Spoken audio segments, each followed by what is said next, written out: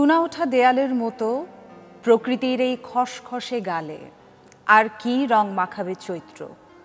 তোমার পকেটে ভাঁজ করা শত বর্ষের শীতকাল মাতাল হাওয়ায় যতই এই বার্ধক্য ঢেকে দিতে চাও, তার মুখমণ্ডলে জমে আছে উত্তর গোলার্ধের অনন্ত বরফ।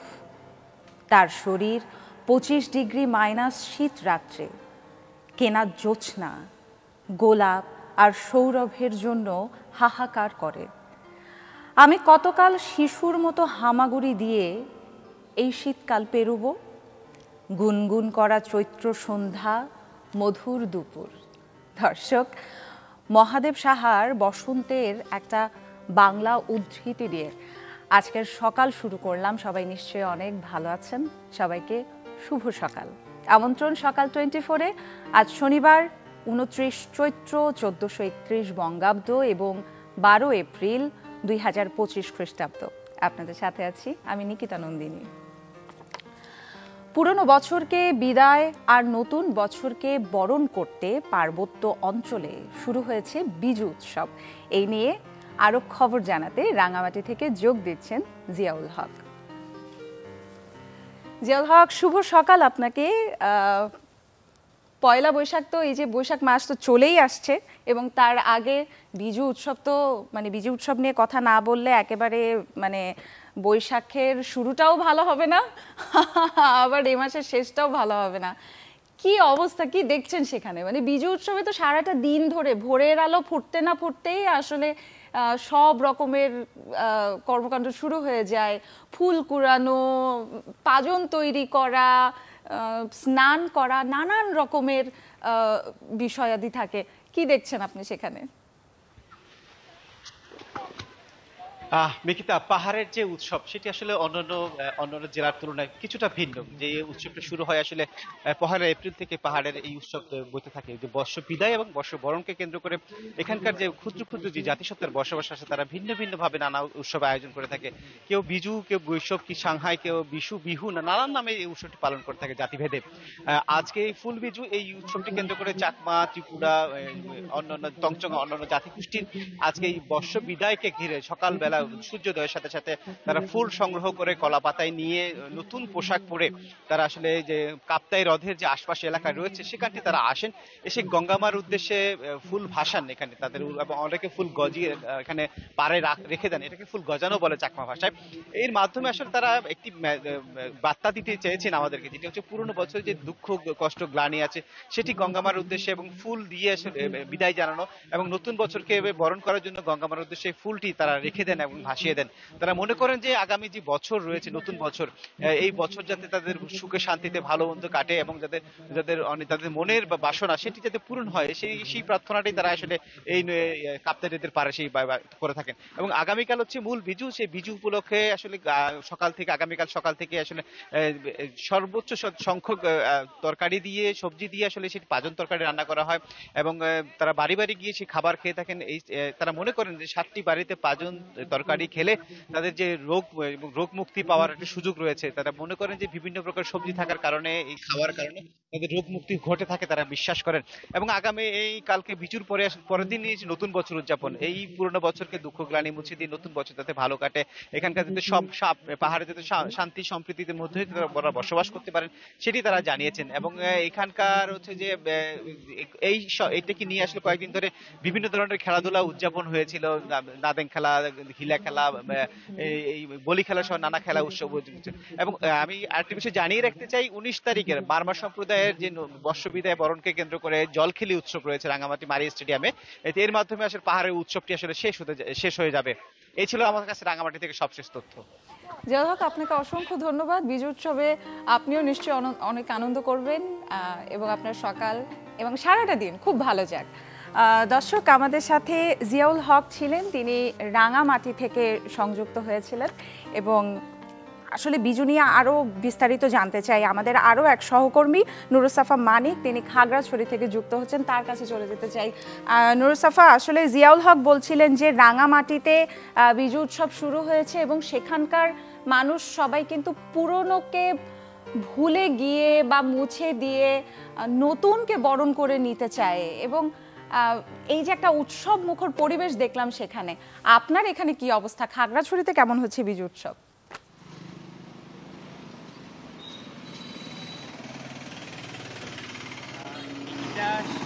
যে রাঙ্গামাটির যে আনুষ্ঠানিকতা, সেই আনুষ্ঠানিকতার মধ্যে কিন্তু খাগড়াছড়িতে উৎসব মুখর পরিবেশে যে চাকমা সম্প্রদায়ের ফুল বিজু, সেই ফুল বিজুর মধ্য দিয়ে বিজুর আনুষ্ঠানিকতা শুরু হয়েছে আজকে সকাল থেকে। এবং সেই বিজুর আনুষ্ঠানিকতায় আমরা দেখেছি যে নানা বয়সী নারী পুরুষ তারা নানা দুঃখ কষ্ট বলে তারা এই যে পুরনো বছরকে বিদায় দেওয়ার জন্য তারা নদীর কিংবা স্থানীয় ছড়ার পাড়ে এসে তারা কিন্তু সমবেত হয়ে তারা তাদের যে প্রার্থনা সেটি প্রার্থনা করেছেন গঙ্গা দেবীর উদ্দেশ্যে। শুধুমাত্র খাগড়াছড়িতে নয়, রাঙ্গামাটি, বান্দরবান সহ সারা দেশে যেখানে চাকমা সম্প্রদায়ের বসবাস তারা কিন্তু আজকের 12 তারিখে তারা কিন্তু আনুষ্ঠানিকতা করে থাকেন। তবে আমরা এবার একটি ভিন্ন চিত্র দেখেছি খাগড়াছড়িতে উৎসব মুখরিটা কিন্তু এবার এই উৎসবের আনুষ্ঠানিকতা তারা কিন্তু কভারেজ করা থেকে বঞ্চিত হয়েছেন। আজকের যে ফুল বিজয় আনুষ্ঠানিকতা সেখান থেকে চাকমার সম্প্রদায়ের যে রীতিমতো আজকে ভোরের আলু ফুটার পর থেকে চেঙ্গি নদীর পাড়ে প্রতি বছরের ন্যায় যারা ফুল বিজু করার জন্য যায় তাদের সেই সংবাদ সংগ্রহ করার জন্য আমরা সংবাদ কর্মীরা কিন্তু সেখানে যাই। কিন্তু সংবাদ কর্মীরা যাওয়ার পরে বিক্ষিপ্ত জনতা কিন্তু নানা রকম স্লোগান দিয়ে সাংবাদিকদের বিরুদ্ধে নানা ধরনের স্লোগান দিতে থাকে এবং সেই স্লোগান দিয়ে কিন্তু তারা সাংবাদিকদেরকে সংবাদ সংগ্রহ করতে দেননি। এবং আমরা এই জিনিসটা দেখে অনেকটা হতভম্ব হয়েছি, কিংবা যারা সাংবাদিক নেতারা রয়েছেন তারা এই ঘটনার কিন্তু অনাকাঙ্ক্ষিত এই ঘটনার জন্য তারা কিন্তু কষ্ট পেয়েছে। তারা বলছেন যে সাংবাদিকদের এই ঘটনা কিন্তু ব্যতীত। এবং আমরা একটি জিনিস লক্ষ্য করছি, সেটি হলো প্রায় 15 দিন ধরে কিন্তু পার্বত্য চট্টগ্রামের খাগড়াছড়ি জেলায় বৈশাখীর আনুষ্ঠানিকতা, অর্থাৎ ত্রিপুরাদের বৈশু, মানবাদের সাংগ্রাই এবং চাকমাদের বিজু, এই যে বৈশাখী আনুষ্ঠানিকতা ঘিরে কিন্তু নানা ধরনের খেলাধুলা উৎসব পার্বণ চলছিল। তবে আমরা অন্যান্য যে চাকমা কিংবা ত্রিপুরাদের জাতিগোষ্ঠীর যে নানা রকম আনুষ্ঠানিকতা ছিল সেই অনুষ্ঠান কিন্তু আমরা নির্বিঘ্নে কভারেজ করতে পারলো। কিন্তু আজকে দেখলাম যে চাকমাদের ফুল বিজুর আনুষ্ঠানিকতা সেটি করতে গিয়ে আমরা বাধাগ্রস্ত হয়েছি। এবং কি কারণে হয়েছে সেই ঘটনা কিন্তু এখন স্পষ্ট কোনো কারণ জানা যায়নি। তবে অনেকে বলছেন যে বিগত সেপ্টেম্বর মাসে পার্বত্য চট্টগ্রামের খাগড়াছড়িতে এবং রাঙ্গামাটিতে ঘটে যাওয়া ঘটনার প্রেক্ষিতে তাদের যে কাঙ্ক্ষিত মিডিয়া কাভারেজ চেয়েছিল, সেই মিডিয়া কাভারেজ না পাওয়ার ফলে কিন্তু তারা এই ঘটনাকে পুঁজি করে তারা কিন্তু সংবাদ সংগ্রহ থেকে সাংবাদিকদেরকে বর্জন রেখেছে বলে তারা কিন্তু বলছেন। তবে মূলত সত্য কথা হচ্ছে ওই সময় আমাদের চ্যানেল থেকে শুরু করে অন্যান্য অনেক গণমাধ্যম কিন্তু এই ঘটনা প্রত্যেকটি ঘটনা ধরে কিন্তু সংবাদ উপস্থাপন, লাইভ কাভারেজ শুরু করে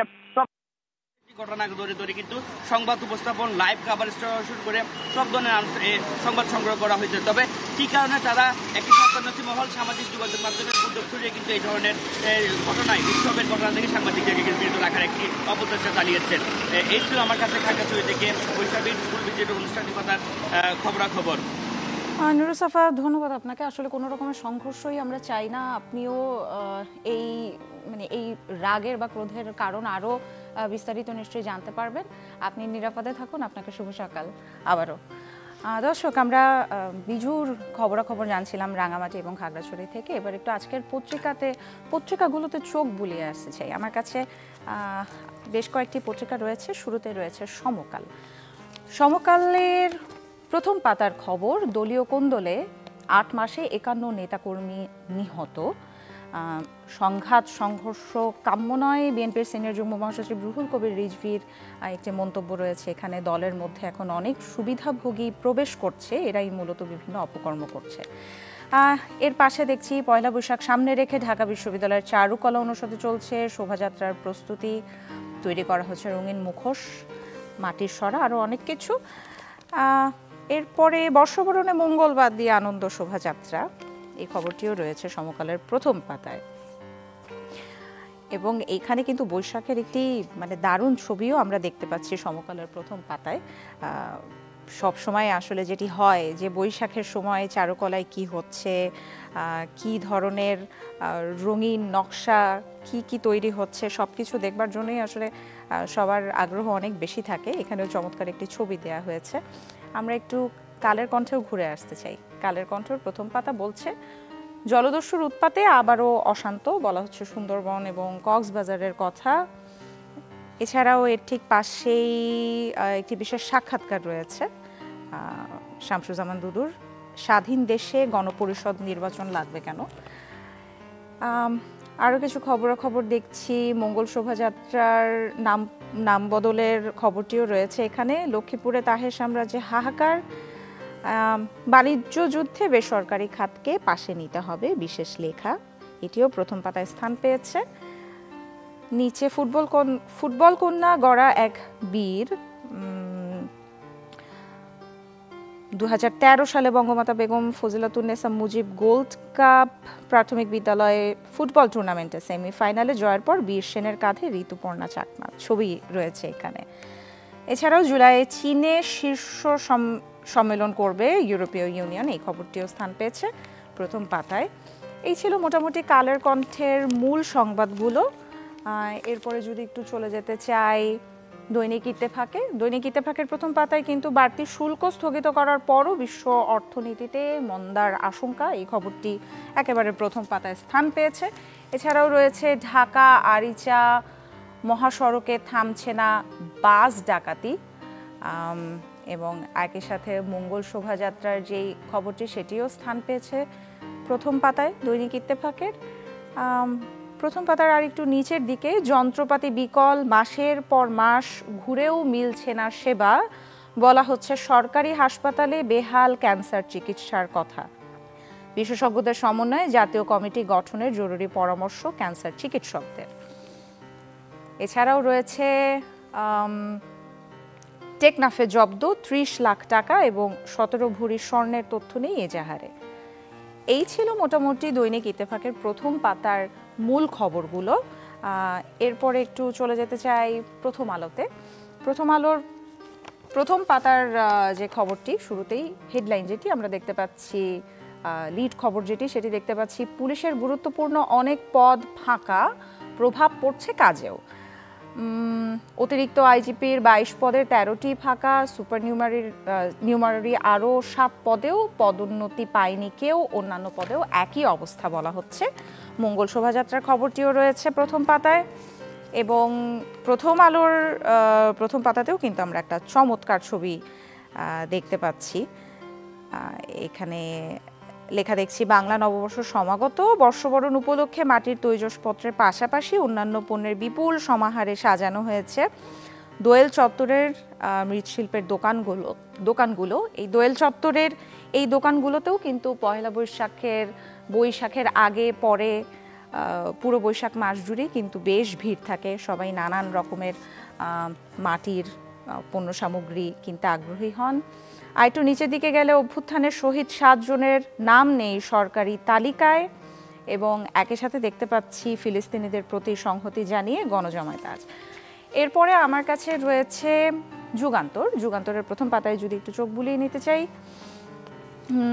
ভারতের কাছে তাজউদ্দিনের দেশ বিক্রির বিষয়টি রয়েছে, সেই 7 গোপন চুক্তি, একই সাথে মঙ্গল শোভাযাত্রার নাম বদল, এই খবরটিও দৈনিক যুগান্তরের প্রথম পাতায় আছে। এবং একই সাথে বর্ষবরণে ছায়ানট গাইবে মুক্তির গান। বর্ষবরণে আসলে ছায়ানটের আয়োজনের অপেক্ষা থাকে সঙ্গীতপ্রেমী মানুষের, ভোর থেকেই চলে তাদের এই আয়োজন। ইসরায়েলের উপর চাপ প্রয়োগের আহ্বান, এই ছিল আসলে মোটামুটি যুগান্তরের খবরগুলো। প্রতিটি সংবাদপত্রেই আসলে বৈশাখের একটা আমেজ পাওয়া গেল। বৈশাখ নিয়েই এদেশের মানুষের অপেক্ষার শেষ কখনোই থাকে না। দর্শক, এই পর্যায়ে আসলে একটু আবহাওয়ার তথ্য জেনে নেব। দেখে নেই গেল 24 ঘন্টার আবহাওয়ার তথ্য এবং আজকের আপডেট।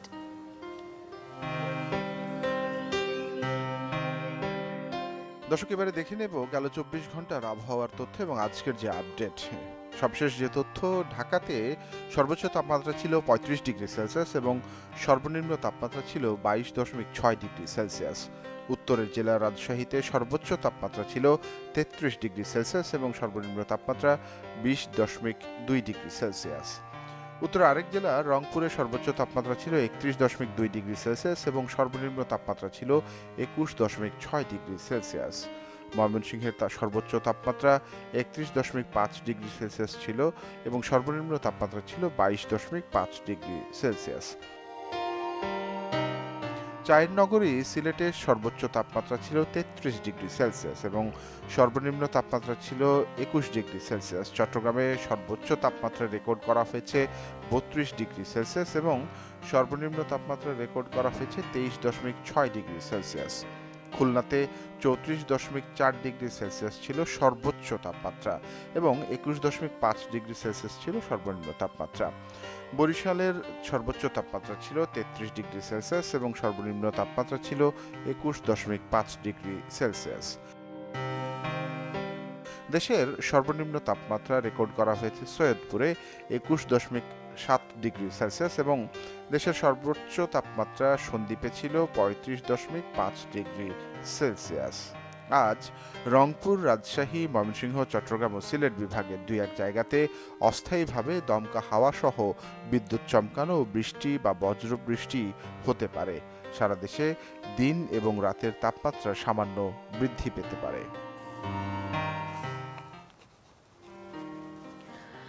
চৈত্রের শেষের দিকে বাড়ছে আর্দ্রতা, এতে গরম অনুভূত তীব্র হচ্ছে, ফলে হাঁসফাঁস খেটে খাওয়া মানুষের। তবে কিছু কিছু জেলায় ঝোড়ো হাওয়া থেকে দমকা হাওয়া সহ ঝিরিঝিরি বৃষ্টি হয়েছে। আবহাওয়ার আরও খবর জানাতে মাদারীপুর থেকে যোগ দিচ্ছেন সাগর হোসেন তামিম। সাগর হোসেন তামিম, শুভ সকাল আপনাকে। আসলে গরমের হাঁসফাঁসটা বেশ লম্বা একটা সময় ধরে ঈদের পর থেকেই শুরু হয়ে গেছে, আবার বৃষ্টির একটা সম্ভাবনার কথা আবহাওয়া আপডেটে জানতে পেরেছি, কিছু কিছু জায়গায় বৃষ্টিও হয়েছে। সব মিলিয়ে আবহাওয়ার খবর কি? যে আপনি যেমনটি জানতে চেয়েছেন, আসলে মাদারীপুর জেলায় এই চৈত্রের শেষ দিকে কিন্তু গরমের যে উত্তপ্ততা সেটি কিন্তু অনুভূত হচ্ছে জেলাবাসীর জন্য।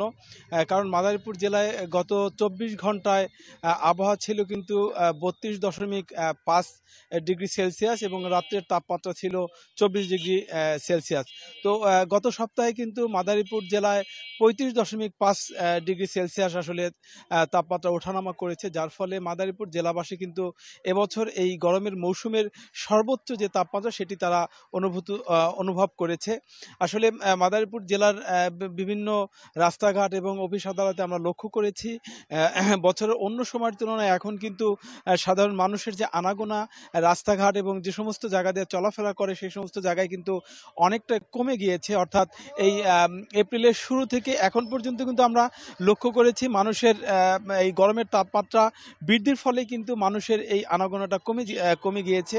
মাদারীপুর জেলা প্রশাসন থেকে যেটি বলা হয়েছে, অর্থাৎ এই জেলা দুর্যোগ যে ব্যবস্থাপনা কমিটি রয়েছে তারা কিন্তু শুরুতেই অর্থাৎ এপ্রিলের শুরুতেই তারা এই বিষয়ে আসলে জেলা কমিটির সাথে তারা একটি সভা করেছে এবং তারা আসলে বিভিন্ন স্কুল কলেজে যে পরামর্শ দিয়েছে, যে সমস্ত স্কুল কলেজে দরজা জানালা আছে সেগুলো খুলে রেখে যেখান দিয়ে বাতাস প্রবাহিত হয় এমনভাবে কিন্তু ক্লাস নেওয়ার জন্য বলা হয়েছে এবং আইন শৃঙ্খলা রক্ষাকারী বাহিনী তৎপর রয়েছে, প্রশাসনও তৎপর রয়েছে। সব মিলে বলা যায় যে মাদারীপুরে বর্তমানে কিন্তু গরমের তীব্রতা আসলে অন্য সময়ের তুলনায় অনেকটা বৃদ্ধি পেয়েছে এবং গত ২৪ ঘন্টা অর্থাৎ মাদারীপুরে এখন আমি যেটি কিছু সময় আগে আবহাওয়া অফিস থেকে জেনেছি বর্তমানে ৩২.২ ডিগ্রি সেলসিয়াসের মধ্যে ওঠানামা করছে এবং এর জন্য স্বাস্থ্য বিভাগ থেকে সবাইকে সচেতন হয়ে বিশেষ করে ছায়াযুক্ত স্থান এবং ছাতা নিয়ে বের হওয়ার জন্য পরামর্শ দিয়েছে। তো এই ছিল আমার কাছে সর্বশেষ গরমের অবস্থা। সাগর হোসেন, ধন্যবাদ আপনাকে। আমরাও আসলে দর্শকদের সেই পরামর্শই দিব, গরমের সময় বাইরে বের হওয়ার ক্ষেত্রে সব ধরনের যে বিষয়গুলো আমাদের সহকর্মী বলছিলেন যে সঙ্গে পানি রাখা, ছাতা রাখা, এই বিষয়গুলো সবাই মেনে নিয়ে বাইরে বের হবেন যেন হাঁসফাঁসটা কিছুটা হলেও কম লাগে। সকাল 24-এ এ পর্যায়ে একটি বিরতি নিচ্ছি, সঙ্গেই থাকুন।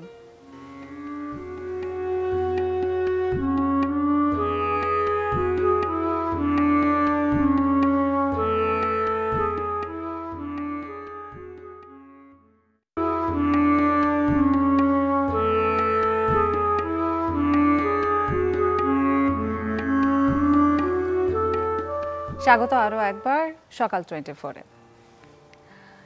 শীতে অতিথি পাখির খরা থাকলেও বসন্তের শেষে এসে অতিথি পাখির দেখা মিলছে জাহাঙ্গীরনগর বিশ্ববিদ্যালয়ে।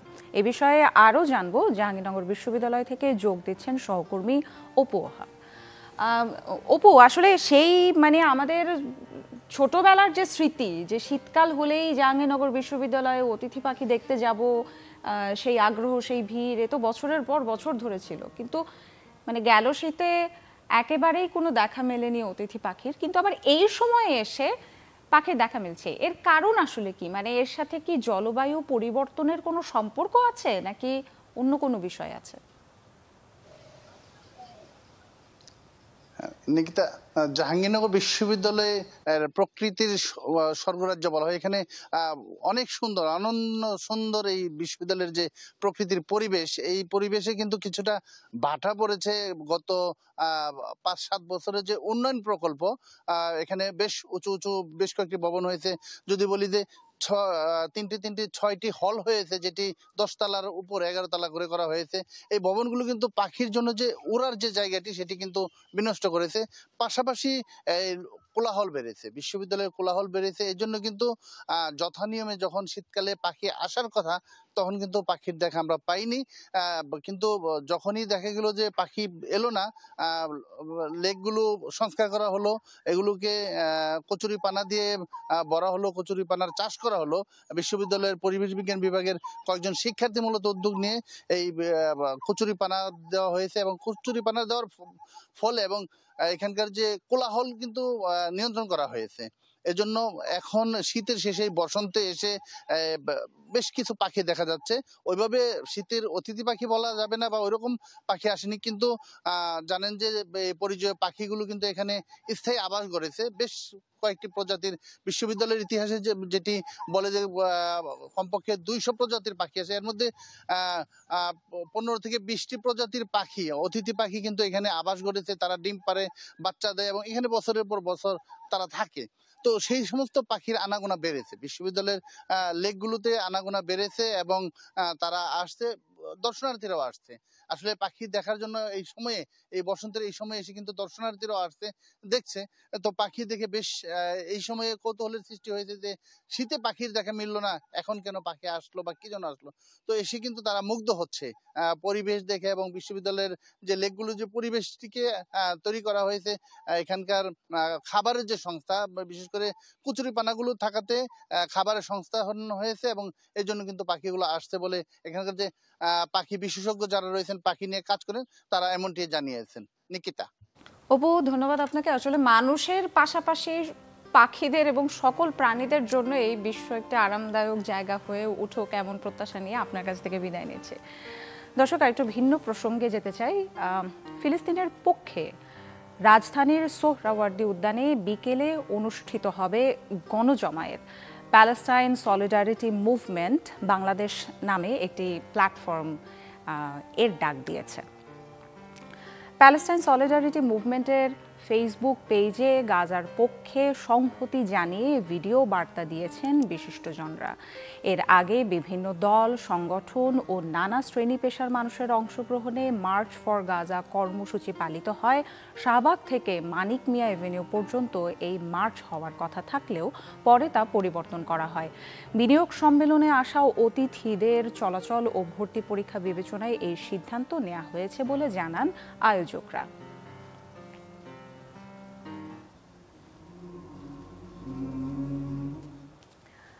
আজ এ পর্যন্তই। সকাল 24-এ বেশ কিছু খবর নিয়ে আজকের সকালটি শুরু করলাম, এবং আবহাওয়ার বিষয়টি মাথায় রেখেই আজকের আয়োজন শেষ করতে চাই। সবাই নিশ্চয়ই ভালো থাকবেন। গরমের সকল প্রস্তুতি নিয়েই, গরম মোকাবেলা করার সকল প্রস্তুতি নিয়ে বের হবেন ঘর থেকে। বিদায়।